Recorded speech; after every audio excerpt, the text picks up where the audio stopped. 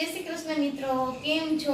बधा मजामां ने? हूँ कीर्ति बुमतारिया तमारा बधानुं स्वागत करूं छुं मारी यूट्यूब चेनल केवी रसोईमां। आजे हूँ लईने आवी छुं रवाना टोस्ट, जे बाळकोने सवारे पण आपी शको नाસ્તામાં અને સાંજે પણ નાસ્તામાં આપી શકો અને નાના મોટા બધા ચા સાથે લઈ શકે તેવા ટોસ્ટ। તો ચાલો આપણે બનાવવાનું જોઈ લઈએ। हेलो फ्रेंड्स, आ रवाना टोस्ट खावामां खूब ज स्वादिष्ट है। नाना मोटा बधा खाई सके तेवा टोस्ट है अने तमे बाळकोने लंच बॉक्स में आपी सको तेवा टोस्ट है। तमे चा कॉफी दूध गमे ते साथे लई सको तेवा टोस्ट है। आगळ हूँ तमने एनो अवाज पण संभळावी रही छूं।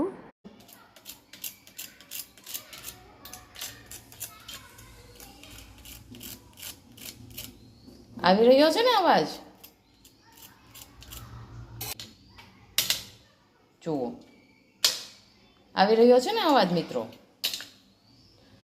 तो फ्रेंड्स, तमे टोस्ट पट्टीनो अवाज पण सांभळेलो छे तो तमे જોઈ શકો છો કે આપણી ટોસ્ટ કેટલી સરસ લાગી રહી છે અને ખાવામાં તો ખૂબ જ સ્વાદિષ્ટ છે અને એનો અવાજ પણ તમે સાંભળો છો કે આપણી ટોસ્ટ ખાવામાં ખૂબ જ કડક છે।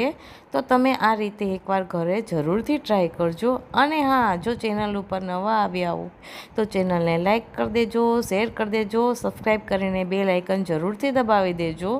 તો ચાલો આપણે બનાવવાનું જોઈ લઈએ।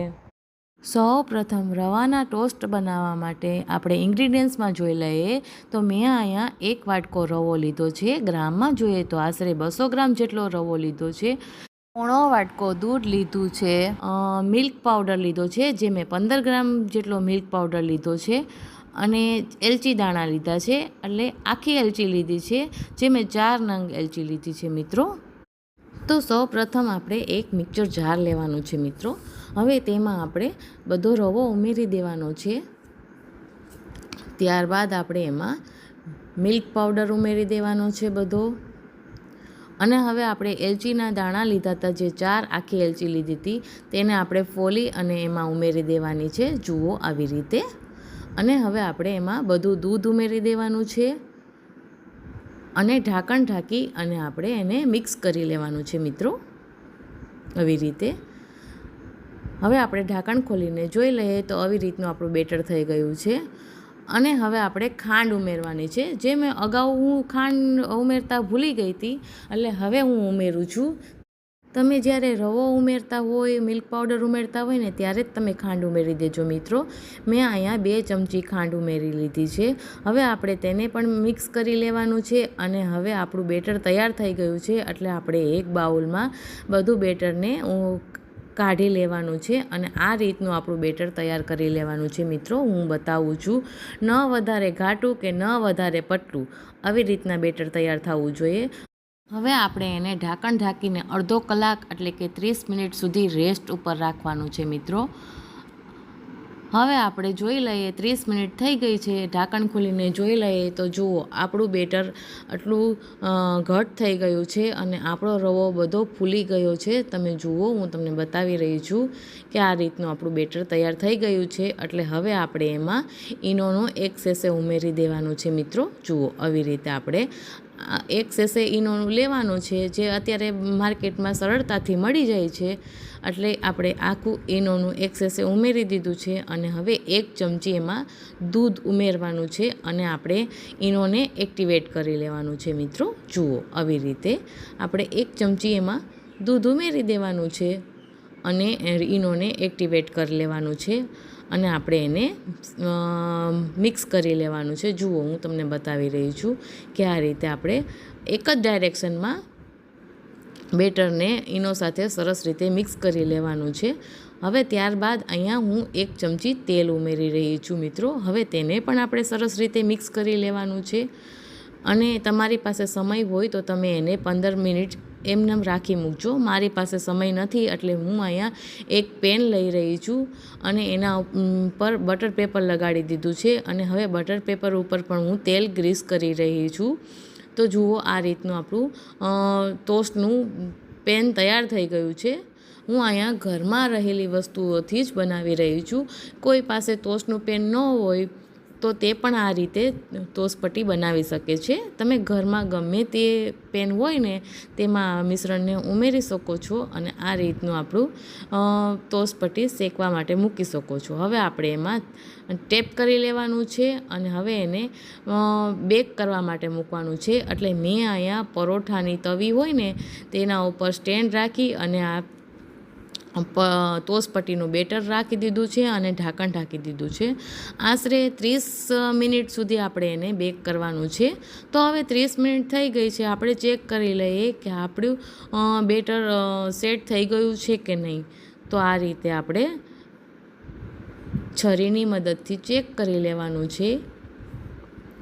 તો આપણી ટોસ્ટ તૈયાર થઈ ગઈ છે મિત્રો. તમે જોઈ શકો છો છરી એકદમ ક્લીન આવી ગઈ છે. એટલે આપણી ટોસ્ટ તૈયાર થઈ ગઈ છે. હવે આપણે એને ઠંડુ પાડવા માટે રાખવાનું છે. હવે ઠંડુ પડી જાય એટલે આપણે એને ડિમોલ્ડ કરવાનું છે. એટલે આ રીતનું આપણું જે ટોસ્ટ પટ્ટીનું મિશ્રણ છે ને એને આપણે ઉપર થપથપાવશું ને એટલે તે સરળતાથી ડિમોલ્ડ થઈ જશે. જુઓ આવી રીતે.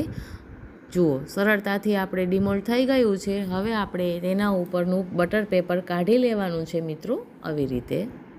હવે ત્યારબાદ આ પટ્ટીના મિશ્રણમાં આપણે છરીની મદદથી આકા પાડી લેવાના છે મિત્રો. આપણી પાસે પટ્ટીનું મોલ્ડ નથી એટલે આ રીતે આપણે પેનમાં કરેલું છે. એટલે આપણે ટોસ્ટ પટ્ટીનો મનગમતો શેપ આપી દેવાનો છે મિત્રો. તે તમારી ચોઈસ રહેશે. મિત્રો તમે જોઈ શકો છો કે મેં છરીની મદદથી ટોસ્ટ પટ્ટીને આ શેપ આપેલો છે. તમે તમારા મનપસંદ ગમે તે શેપ આપી શકો છો. તો આ રીતે મેં બધી ટોસ્ટ પટ્ટીને શેપ આપી દીધો છે. હવે આપણે પટ્ટીને શેકવા માટે મૂકવાની છે. તો મેં અહીંયા એક નોનસ્ટિકનું પેન લીધું છે. તમે ઘરમાં રહેલી ગમે તે પ્લેટ લઈ શકો છો મિત્રો. ફરી પાછું આપણે પરોઠાની તવી ઉપર સ્ટેન્ડ ગોઠવવાનું છે. તેના ઉપર આપણે આ નોનસ્ટિકની પેન મૂકવાની છે અને તેમાં સમાય એટલી આપણે ટોસ્ટ પટ્ટી મૂકવાની છે અને ફરી પાછું ઢાંકણ ઢાંકી અને આશરે 10 મિનિટ સુધી આપણે બેક કરવાની છે. 10 મિનિટ પછી આપણે ખોલીને ચેક કરી લેવાની છે. જુઓ આવી રીતે 10 મિનિટ થઈ ગઈ છે એટલે આપણે ઢાંકણ ખોલીને ચેક કરી લીધું. એટલે વન સાઈડ થોડું ગોલ્ડન કલરનું આવી ગયું છે. એટલે આપણે ટોસ્ટ પટ્ટીને પલટી દેવાની છે અને બીજી બાજુ પણ આ રીતે આપણે એને બેક કરી લેવાની છે મિત્રો. જુઓ હું તમને બતાવી રહી છું કે આ રીતે આપણે વન સાઈડ શેકાઈ જાય એટલે પલટી લેવાની છે. હવે આવી રીતે આપણે ટોસ્ટ પટ્ટીને બંને સાઈડ શેકી લેવાની છે અને બધી પ્રોસેસમાં ગેસની ફ્લેમને સ્લો રાખવાની છે. તો જુઓ તમે જોઈ શકો છો કે આપણી ટોસ્ટ પટ્ટી બંને સાઈડ સરસ રીતે બેક થઈ ગઈ છે. જુઓ હું તમને નજીકથી બતાવી રહી છું કે બંને બાજુ ગોલ્ડન કલર આવી ગયો છે. તો આ રીતે હવે આપણે એને એક પ્લેટમાં બહાર કાઢી લેવાની છે મિત્રો. જુઓ આ રીતે આપણી બધી ટોસ્ટ શેકાઈ ગઈ છે એટલે આપણે એને પ્લેટમાં બહાર કાઢી લઈએ છીએ. તો હું અહીંયા બીજી ટોસ્ટ પટ્ટી પણ શેકી લઈશ. તો મિત્રો જુઓ આપણી ટોસ્ટ સરસ રીતે શેકાઈ ગઈ છે. તમે જોઈ શકો છો. હું તમને આગળ અવાજ પણ સંભળાવી રહી છું.